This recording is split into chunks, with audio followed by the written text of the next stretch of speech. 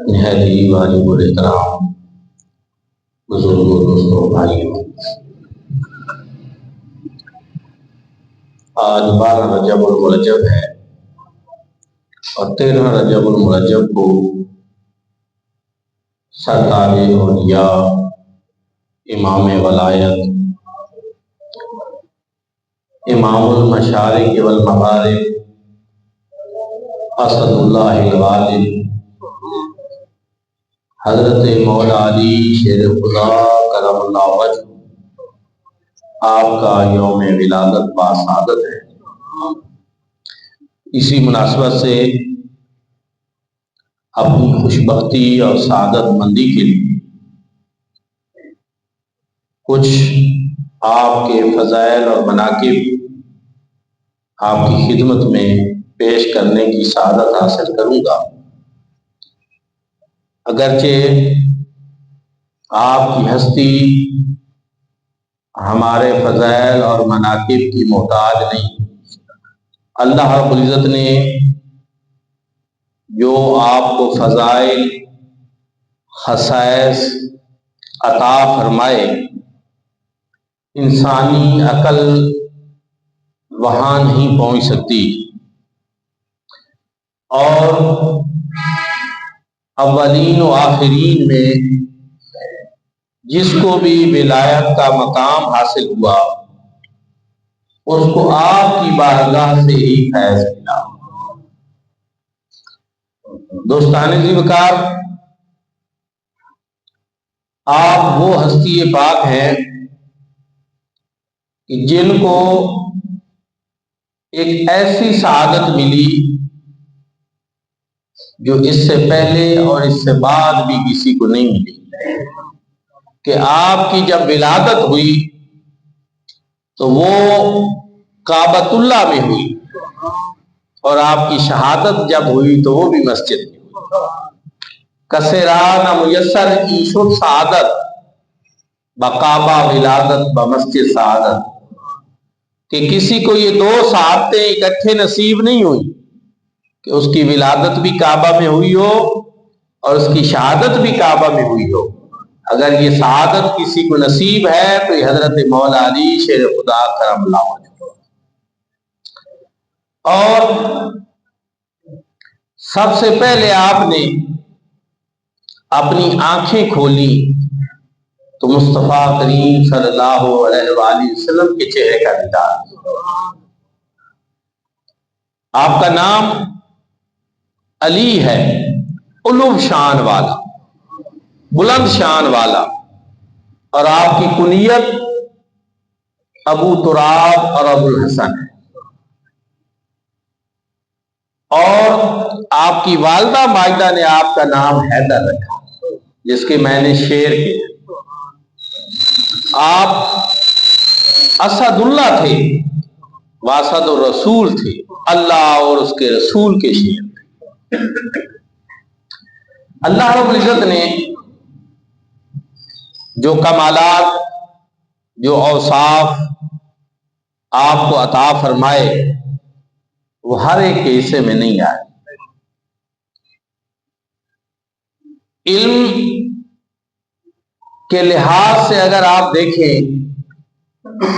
آپ باب مدینۃ العلم، میرے آقا علیہ الصلوۃ والسلام نے ارشاد فرمایا انا دار الحکمہ وعلی بابها۔ ایک الفاظ ہے انا مدینۃ العلم وعلی بابها، لوگوں میں علم کا شہر ہوں اور علی اس کا دروازہ۔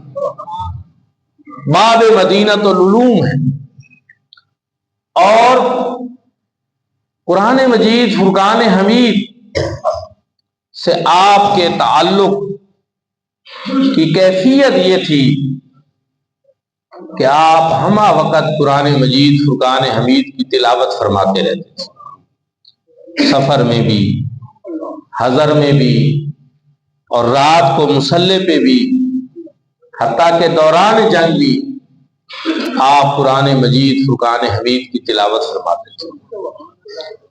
اور بزرگوں کو، اولیاء اللہ کو ایک یہ مقام نصیب ہوتا ہے اس کو طے لسانی اور طے زمانی اور طے مکانی کہتے ہیں کہ ایک بڑی کتاب جو عام لوگوں کو پڑھنے کے لیے ایک بڑا وقت درکار ہوتا ہے، اللہ رب العزت جب کسی کے اوپر مکان، زمان اور لسان کی یہ مسافتیں سکیڑ دیں تو اس کے لیے وہ تھوڑے سے وقت میں پڑھنا ممکن ہو جاتا ہے۔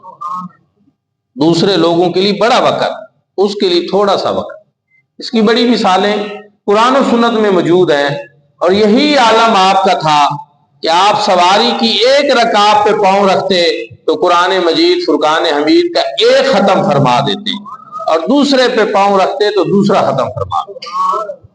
یہ اسی طرح ہے چونکہ آج کل ایک پورا سلسلہ ہے لوگوں کا جو عقل پسند ہے اور ہر بات کو اس بات کے تناظر میں سمجھنے کی کوشش کرتے ہیں کہ ہمارے ذہن میں تو یہ بات نہیں آتی کہ ایسا کیسے ممکن ہے۔ تو اس لیے اس سلسلہ میں عرض کرنا چاہتا ہوں، یہ اسی طرح ہے جس طرح آصف بن برخیہ کے لیے جو حضرت سلیمان علیہ السلام کی امت کے ایک ولی تھے اور ان کے وزیر تھے، ان کے لیے اللہ رب العزت نے زمان و مکان کی مسافتیں سکیڑ دی، اور انہوں نے آن کی آن میں ملکہ بلقیس کا تخت یمن سے لا کر ملک شام میں حضرت سلیمان علیہ السلام کی بارگاہ میں پیش کر، اور اس پہ کوئی شک اس لیے نہیں کر سکتا کہ یہ حقیقت قرآن مجید فرقان حمید نے خود بیان کی۔ تو یہ اللہ پاک نے ان کو یہ طاقت دی، رب تعالیٰ کی دی ہوئی طاقت کا یہ کمال ہے۔ تو اگر حضرت سلیمان علیہ السلام کی امت کے ایک ولی کی طاقت کا یہ عالم ہے تو پھر مصطفیٰ کریم صلی اللہ علیہ وآلہ وسلم کی امت کے ولی بھی، آپ کے اخی بھی، اور وہ کہ جن کے لیے میرے آقا نے ارشاد فرمایا کہ من کنت مولا ہو فعلی مولا ہو، جس کا میں مولا ہوں اس کے علی مولا۔ تو اللہ رب العزت نے ان کو کتنی طاقت عطا فرمائی۔ تو اس طرح قرآن مجید فرقان حمید سے ایک بڑا گہرا تعلق، اور پھر قرآن مجید کے معانی، علوم اور اس میں جو معارف ہیں ان کے حوالے سے آپ نے فرمایا کہ میں اگر سورت فاتحہ کی تفسیر لکھ دوں تو اس کے بوجھ سے 70 اونٹ لد جائیں۔ پھر آپ نے فرمایا اگر میں سورت بقرہ کی تفسیر لکھ دوں تو اس کے اونٹ سے 70 جو ہے وہ 70 اونٹ اس کے بوجھ سے لد جائیں۔ اور پھر آپ نے فرمایا کہ قرآن مجید فرقان حمید سارے کا سارا جو ہے اس کا نچوڑ بقرہ میں ہے، بقرہ کا نچوڑ فاتحہ میں ہے، اور فاتحہ کا نچوڑ بسم اللہ الرحمن الرحیم میں ہے، اور بسم اللہ الرحمن الرحیم کا سارا نچوڑ اس کی با میں ہے، اور با کا سارا نچوڑ اس کے نقطے میں ہے، اور فرمایا با کا وہ نقطہ وہ میں مولا علی کی اپنی ذات، وہ میں ہوں با کا نقطہ۔ علامہ اقبال حکیم الامت فیلسوف اسلام اسی کی طرف اشارہ کرتے ہوئے فرماتے ہیں کہ اللہ اللہ بائے بسم اللہ پدر مانا ذبح عظیم آمد پسر، کہ اللہ کی شان دیکھیں کہ بسم اللہ کی با کا نقطہ اگر مولا علی کی ذات ہے تو وفادائنا ہو بذبح عظیم کی عملی تفسیر جناب امام حسین بن اللہ اللہ بائے بسم اللہ پدر۔ یہ ان کی شان، یہ عظمت، یہ اس سے آپ کے علم کا اندازہ لگا سکتے ہیں۔ ظاہر ہے میرے آقا نے یوں ہی تو ان کو علم کا دروازہ قرار نہیں دیا، کیونکہ کسی بھی شہر میں داخلے کے لیے، کسی بھی عمارت میں داخلے کے لیے دروازے پہ آنا ضروری ہوتا ہے۔ تو گویا بتا دیا کہ یہ تمام علوم جو ہیں یہ آپ کو تب حاصل ہو سکتے ہیں جب آپ بارگاہ مرتضوی میں حاضر ہوں، مولا علی کی بارگاہ میں حاضر ہو، وہاں سے کسب فیض حاصل کریں۔ دوستان ذوالفقار، پھر سخاوت میں اپنی مثال آپ، یہ گھرانہ سخیوں کا گھرانہ ہے، لجپال گھرانہ ہے، اور قرآن مجید فرقان حمید نے بہت سی آیات جو اللہ کی رضا کے لیے غریبوں، مسکینوں اور فقیروں کو کھانا کھلانے والی ہے۔ مفسرین کرام کہتے ہیں کہ ان کا مصداق بھی حضرت مولا علی کرم اللہ وَيُطْعِمُونَ الطَّعَامَ عَلَىٰ حُبِّهِ مِسْكِینًا وَیَتِیمًا وَاسِیرًا۔ تو دوستانی ذکر اسی طرح شجاعت میں آپ دیکھیں، بہادری میں آپ دیکھیں تو شجاعت تو آپ کے اوپر بس ہے۔ بدر کی جنگ میں صحابہ کرام رضوان اللہ تعالی علیہ مجمعین فرماتے ہیں کہ جب فرشتوں کا نزول ہوا تو ہم نے فرشتوں کی آواز سنی کہ جب کافروں کو، مشرکین کو حضرت مولا علی کرم اللہ وجہ اپنی ذوالفقار حیدری سے کاٹ رہے تھے اور وہ گاجر مولی کی طرح کٹ کٹ کے گر رہے تھے، تو اس وقت ایک فرشتے کی آواز ہم نے سنی جو کہہ رہا تھا لا فتح الا علی لا سیف الا ذوالفقار۔ فتح عربی میں فتح کہتے ہیں نوجوان کو، کہ علی جیسا کوئی جوان نہیں ہے اور ذوالفقار حیدری جیسی کوئی تلوار نہیں۔ یہ حضرت مولا علی کرم اللہ وجہ کی تلوار کا نام تھا ذوالفقار۔ تو بھائی علی جیسا کوئی جوان نہیں ہے اور ان کی تلوار جیسی کوئی تلوار نہیں ہے۔ پھر حضرت اقبال نے کتنے ہی خوبصورت موتی پرو دیے، شاہ مرداں، یہ لا فتح کا ترجمہ ویسے کیا انہوں نے کہ کوئی ایسا جوان نہیں جیسے جوان جو ہے شیر مرد جوان، شاہ مرداں شیر یزداں۔ یزداں فارسی میں خدا کو کہتے ہیں کہ خدا کے شیر، شاہ مرداں شیر یزداں، قوت پروردگار، اللہ رب العزت کی قوت کا مظہر، رب تعالیٰ کی طاقت اور قوت کا مظہر۔ یہاں قرآن و احادیث کا ایک وسیع ذخیرہ موجود ہے۔ اللہ رب العزت کی مختلف صفات جو ہیں ان کا مظہر اللہ رب العزت نے اپنے بندوں کو بنایا، اور اللہ رب العزت کی قوت، طاقت کا جو مظہر ہے وہ مولا علی کرم اللہ وجہ کی ذات۔ دیکھیں نا، حضرت داتا صاحب کے بارے میں خواجہ صاحب نے فرمایا تھا گنج بخش فیض عالم مظہر نور خدا۔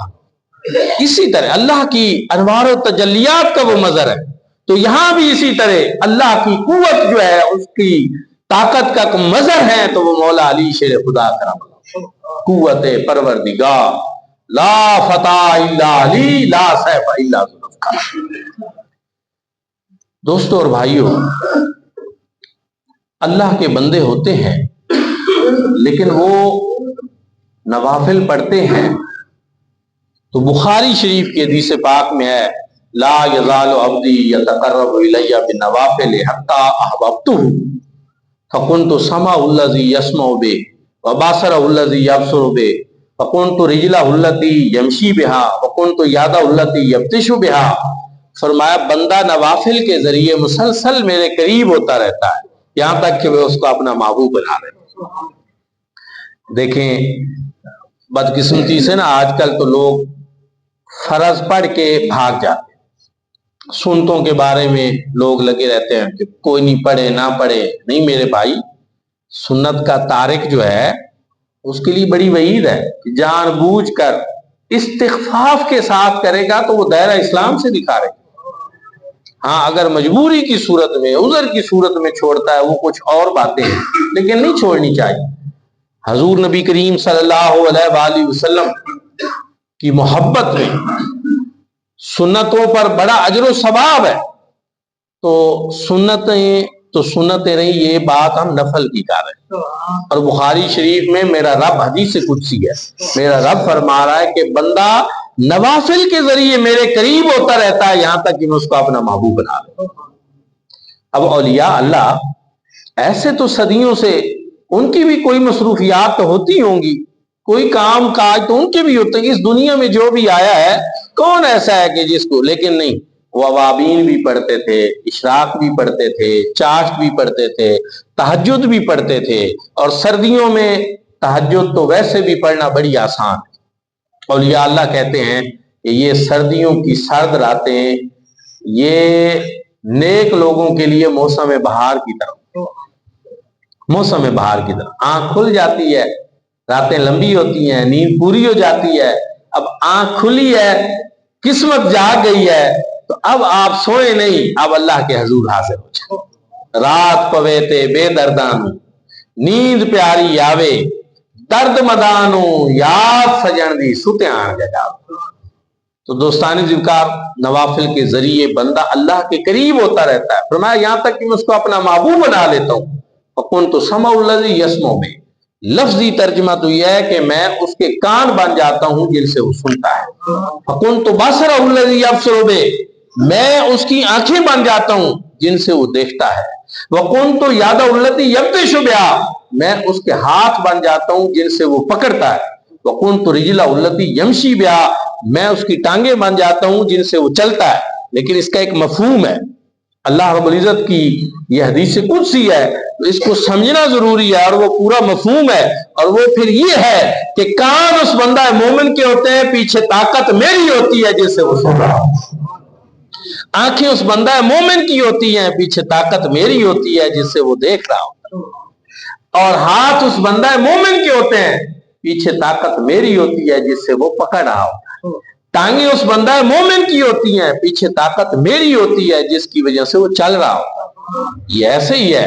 اب اگر آپ چاہیں کہ یہاں اپنے کسی دوست سے مدینہ پاک میں وہ موجود ہو اور آپ بات کرنا چاہیں کہ سرکار کی بارگاہ میں ہماری حاضری لگوائیں، سلام عرض کریں، خیریت دریافت کرنا چاہیں، تو ایسے ہی اگر آپ یہاں سے کوشش کریں تو آپ کی کوشش شاید کامیاب نہ ہو، لیکن انسان کی بنائی ہوئی ایک آلہ اور اس کی طاقت، موبائل جیب سے نکالیں، نمبر اس کا ملائیں، اور اگر آپ بات کریں اور یہ دعویٰ کریں کہ ابھی میری موبائل کے ذریعے مدینہ پاک میں اپنے دوست بھائی سے بات ہوئی ہے، کوئی آپ کی بات کا انکار نہیں کرے۔ یہ کس کی طاقت ہے جی؟ کس نے بنائی ہے یہ چیز؟ یہ انسان نے بنائی ہے، اور اس کی طاقت پہ یہ دعویٰ قبول ہو رہا ہے کہ ممکن ہے کہ یہاں سے مدینہ پاک میں، مکہ پاک میں آپ کی بات ہو جائے، دنیا کے کسی کونے میں ہو جائے۔ تو اگر انسان یہ دعویٰ کرے کہ ایک انسان کی بنائی ہوئی طاقت کے بل بوتے پہ میں نے یہ کام کر لیا ہے، اور یہاں دعویٰ انسان نہیں کر رہا، یہاں دعویٰ میرا رب کر رہا ہے کہ کان اس بندہ مومن کے ہوتے ہیں، پیچھے طاقت میری ہوتی ہے۔ آنکھیں اس بندہ مومن کی ہوتی ہیں، پیچھے طاقت میری ہوتی ہے۔ ہاتھ اس بندہ مومن کے ہوتے ہیں، پیچھے طاقت میری ہوتی ہے۔ ٹانگیں اس بندہ مومن کی ہوتی ہیں، پیچھے طاقت میری ہوتی ہے۔ اور جب ایسا ہوتا ہے تو پھر وسطی کیا ہوتی ہے؟ پھر وہ قوت پروردگار کا مظہر بن جاتا ہے کہ شاہ مرداں شیر یزداں قوت پروردگار، لا فتح الا علی، لا سیف الا ملک۔ اس لیے حضرت اقبال کہتے ہیں کہ بندہ خدا کا ہاتھ ہے اللہ کا ہاتھ، یاد اللہ فوق ایدی۔ اللہ رب العزت زمان سے پاک ہے، جسم سے پاک ہے، لیکن رب تعالیٰ نے کچھ چیزوں کی طرف نسبت اپنی فرمائی شرف کے لیے۔ کعبۃ اللہ، اللہ کا گھر ہے، رب تعالیٰ گھر میں رہنے سے ویسے پاک ہے، لیکن یہ ایک نسبت ہے، اس کو کہتے ہیں اضافت تشریفی، شرف کے لیے کہ ایک جگہ ہے، ایک مکان ہے جس کو میرے رب نے یہ شرف بخشا کہ اس کو اپنا گھر کرا۔ اسی طرح ایک ہاتھ وہ ہاتھ بھی ہے کہ جس کو میرے رب نے یہ شرف بخشا کہ اس کو یاد اللہ فرما، کہ جس طرح بیت اللہ ہے اللہ کا گھر، اسی طرح یاد اللہ ہے اللہ کا ہاتھ۔ تو فرمایا کہ یہ ہاتھ بظاہر تو بندہ مومن کا ہوتا ہے، بندہ خدا کا ہاتھ ہے، اللہ کا ہاتھ، غالبو کار آفریو کار کشاؤ کار ساز، کہ وہ ہاتھ پھر غالب بھی ہوتا ہے، کار آفری بھی ہوتا ہے، کام کرنے والا بھی ہوتا ہے، کار کشاؤ کار ساز، پھر وہ کام کو کھولتا بھی چلا جاتا ہے اور وہ مشکلیں حل بھی کرتا چلا جاتا ہے، اپنی طاقت سے نہیں، رب تعالیٰ کی دی ہوئی طاقت سے، جو میرے رب کی۔ اسی وجہ سے حضرت مولا علی شیر خدا کرم اللہ وجہ کو مشکل کشا کہتے ہیں۔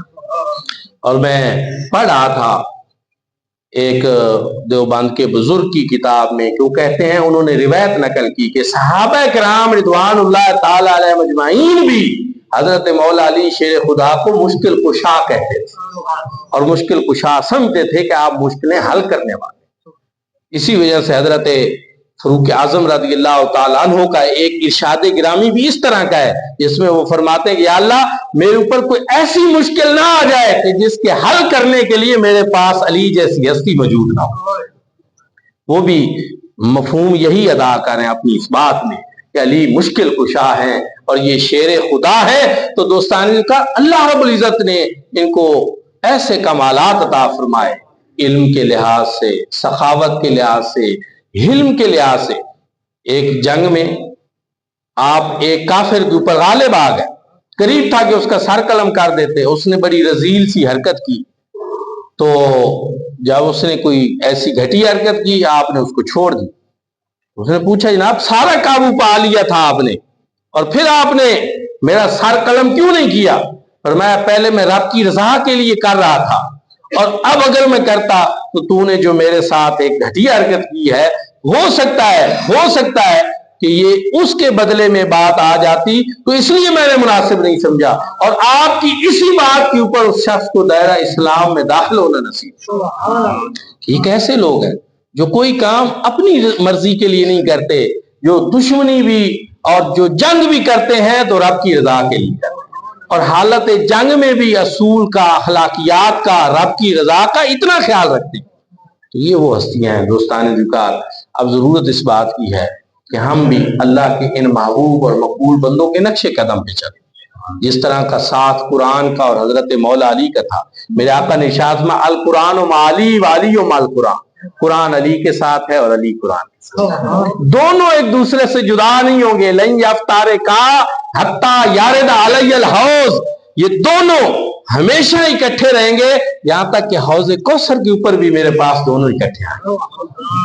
तो इसलिए कुरान मजीद फुरकान हमीद से भी मोहब्बत करें, हजूर के आहले बैत से भी मोहब्बत करें, और हर वो निस्बत जो मेरे आका की वजह से किसी को नसीब हुई उसका एहतराम करें। यानी सहाबा इकराम रिदवानुल्लाह ताला अलैहिम अजमईन का भी एहतराम करें, उनसे भी मोहब्बत करें। वो भी मेरे आका के फैज याफ्ता हैं, मेरे आका के तरबियत याफ्ता हैं, और वो भी मेरे आका के सहाबा हैं, और ये मेरे आका के आहले बैत है। सबको निस्बतें मेरे आका की वजह से। तो दुआ है कि अल्लाह करीम हम सबको अमल की तौफीक अता फरमाए।